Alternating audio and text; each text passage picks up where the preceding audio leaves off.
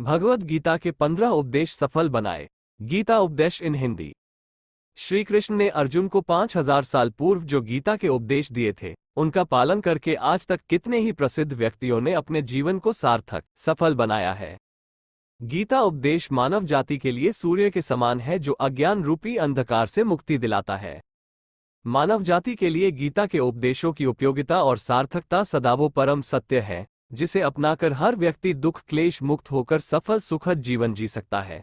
इस लेख में गीता की 15 ऐसी बातें बताई गई हैं, जिसके ज्ञान की जरूरत हर व्यक्ति को पड़ती है। मनुष्य का संघर्ष जितना बाहरी होता है, उतना ही आंतरिक भी चलता रहता है। सोच और कर्म का संतुलन ही सफल जीवन का मंत्र है। सही गलत और उचित निर्णय की दुविधा में फंसे व्यक्ति को गीता के इन उपदेश से मानसिक संबल और धैर्य मिलता है। बनी रहेगी। 1. विश्वास की ताकत। तुम अपने विश्वासों की उपज हो। तुम जिस चीज में विश्वास करते हो, तुम वही बन जाते हो।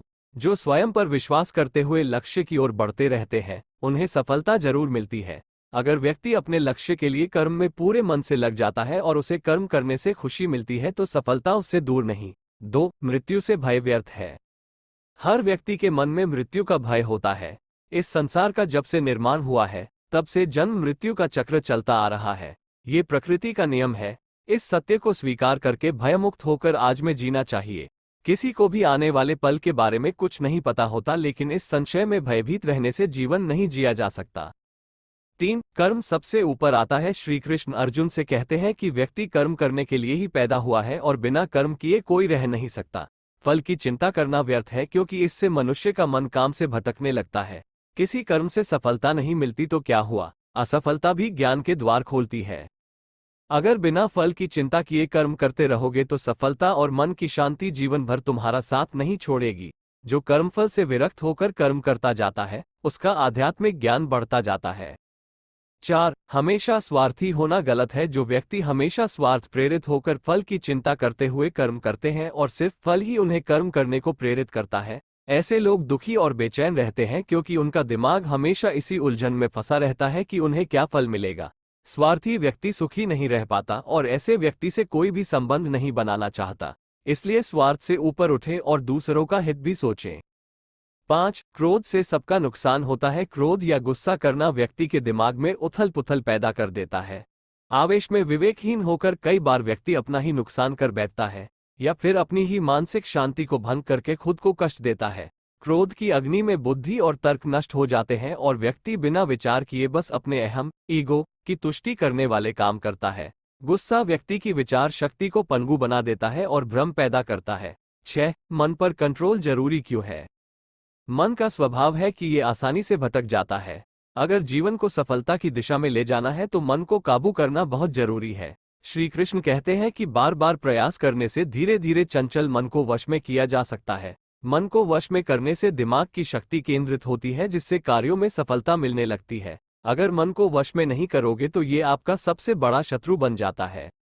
7. भगवानों में कोई छोटा बड़ा नहीं। इस संसार में ईश्वर कई रूपों में जाना जाता है। इनमें से कोई भी रूप बड़ा छोटा नहीं है। परमात्मा का हर रूप समान है। जैसे हर नदी अंत में सागर में जाकर मिलती है, वैसे ही हर धर्म, मत और संप्रदाय की धाराएं परमात्मा रूपी समुद्र में समा जाती हैं। ये संसार परमपिता का ही स्वरूप है। वो हर कण में विद्यमान है। 8. कर्तव्य पालन जरूरी है। भगवान श्री कृष्ण उपदेश देते हैं कि हर व्यक्ति को अपने कर्तव्य का पालन करना चाहिए। यही धर्म है। अगर अपने कर्तव्य का पालन नहीं किया जाता है तो मन में अशांति और दुख प्राप्त होता है।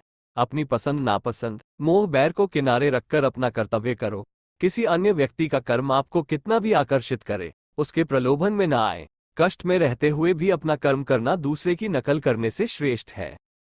अपने कर्म और कर्तव्य का पालन ही जीवन का सही मार्ग है, क्योंकि कर्म करना अकर्मण्यता से हमेशा बेहतर है। कर्तव्य में दोष देखकर पीछे न हटें, क्योंकि हर कर्म में कोई न कोई छोटा बड़ा दोष हो सकता है। जैसे अग्नि के साथ धुआं भी होता है। सदैव कर्म करो।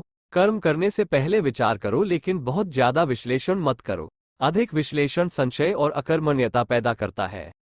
9. ध्यान करने से परमात्मा को अनुभव किया जा सकता है। श्री कृष्ण कहते हैं कि शारीरिक कर्म से ज्ञान का मार्ग उच्च है और ज्ञान मार्ग से भी ऊपर ध्यान मार्ग है।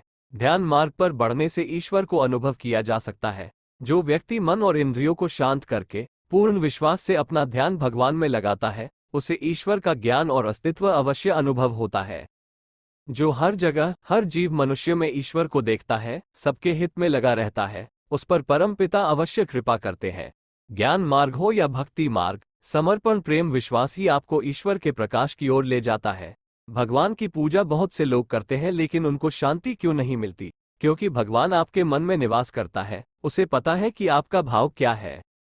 10. अधिक शक करने वाला कभी खुश नहीं रह सकता। श्री कृष्ण गीता में कहते हैं कि संशय शक करने वाले का विनाश हो जाता है, इसलिए संदेह करने से बचें। अधिक संदेह करने से मन की शांति भंग हो जाती और व्यक्ति भ्रमित होकर अपने संबंधों को नष्ट कर डालता है। जिसे शक करने की आदत पड़ जाती है, उसे इस लोक या परलोक में भी शांति नहीं मिलती। सत्य की खोज ठीक है, लेकिन बिना सच जाने कल्पनावश होकर संदेह करने का अंत दुख क्लेश पश्चाताप के रूप में होता है।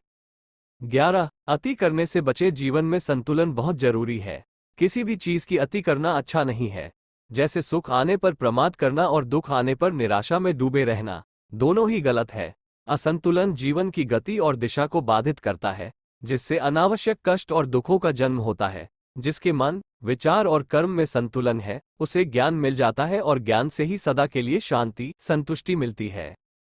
12. सही कर्म से ज्ञान और मुक्ति संभव है। गीता के उपदेशों में कर्मयोग का सिद्धांत कहता है कि संसार से विरक्त होना ही मुक्ति का उपाय नहीं है। संसार में रहकर एक गृहस्थ अपने कर्मों का पालन करते हुए कर्मफल से विरक्त होकर मुक्ति प्राप्त कर सकता है। सही विचार और उचित कर्म भी आसक्ति को खत्म करने में सक्षम है। अच्छे कर्म कभी व्यर्थ नहीं जाते, चाहे ये दुनिया हो या परलोक।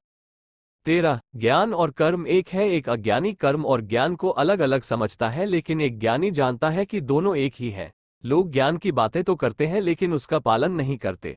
बिना पालन किए ज्ञान कोरा रह जाता है, ज्ञान का अनुभव नहीं होता। गीता कहती है कि ज्ञान पढ़ने की नहीं बल्कि अनुभव करने की वस्तु है, और अनुभव बिना कर्म किए नहीं मिलता। 14. इच्छा दुखों का मूल है। इस संसार में जितनी भी चीजें सांसारिक सुख की श्रेणी में आती हैं, उनकी एक शुरुआत और अंत जरूर होता है। इन सांसारिक सुखों का अंत दुख, कष्ट और दुर्गति के रूप में होता है। इच्छाओं का अंत नहीं है, एक पूरी होती है तो दूसरी नई इच्छा आ जाती है। हर इच्छा से प्रेरित होकर कर्म करना गलत है, क्योंकि ऐसे तो अनुचित कार्य भी होंगे। इच्छाओं से विचलित न हो, उन्हें एक विरक्त दर्शक बनकर देखो और वे चली जाएंगी। 15. भगवान ही सबसे बड़ा सहारा है। परमपिता ही एकमात्र हमारे आधार है और अपने हैं। इस संसार में कोई भी अकेला नहीं है। ईश्वर में विश्वास रखते हुए जो मनुष्य कर्मपथ पर बढ़ता जाता है, वो सदा शांति, सुख और मुक्ति पाता है। भूत और भविष्य की चिंता करना व्यर्थ है, वर्तमान ही सत्य है। जो भी पूर्ण समर्पण से ईश्वर की शरण में आता है, परमात्मा उसका कल्याण अवश्य करते हैं।